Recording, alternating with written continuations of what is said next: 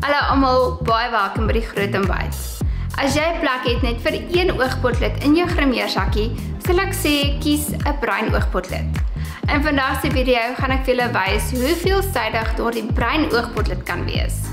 Ek hou van 'n smeerbestande oogpotlood sodat wanneer ek dit aanwend, dat dit nie te veel smeer en dan lyk ek soos 'n wasbeer teen 12 in die middag nie.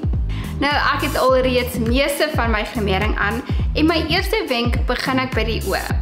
Gebruik die bruin oogpotlood vir 'n rokerige effek. Trek 'n lyntjie op jou boonste ooglid en versag dit met 'n oorstokkie of borsel. Nou, afhangend van die spasie van jou ooglid, kan jy besluit hoe dik daardie lyntjie moet wees. Ek het redelike groot oë en kan 'n dik lyntjie trek.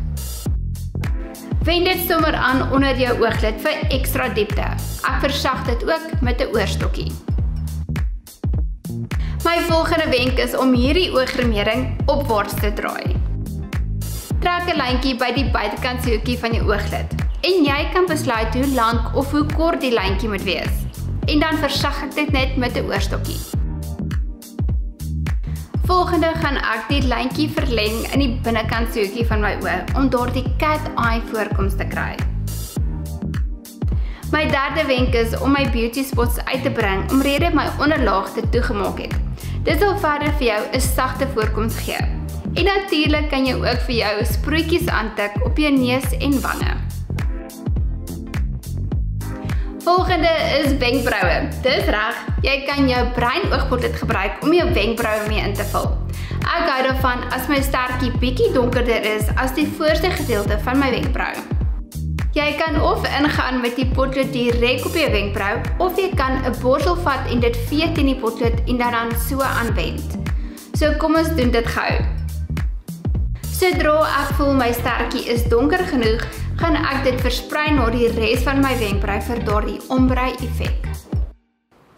Laastens gaan ons dit gebruik as 'n lippotlood. Ek gaan my lippe omlyn met 'n dun lyn en dan 'n borsel gebruik om die lyn te versag, net sodat dit nie lyk soos die 90's nie.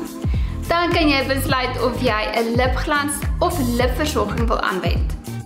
Hierdie kombinasie sal vir jou 'n voller effek gee.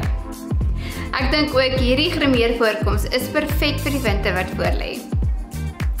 Ek hoop ek kon vandag vir julle wys hoe veelsidig 'n bruin oogpotlood is en dat dit nie nodig is dat jy 'n sapvol grimering het nie, maar om te weet hoe om jou grimering reg aan te wend. Volg my gerus op Instagram vir meer raad en inspirasie. Tot volgende week, totsiens.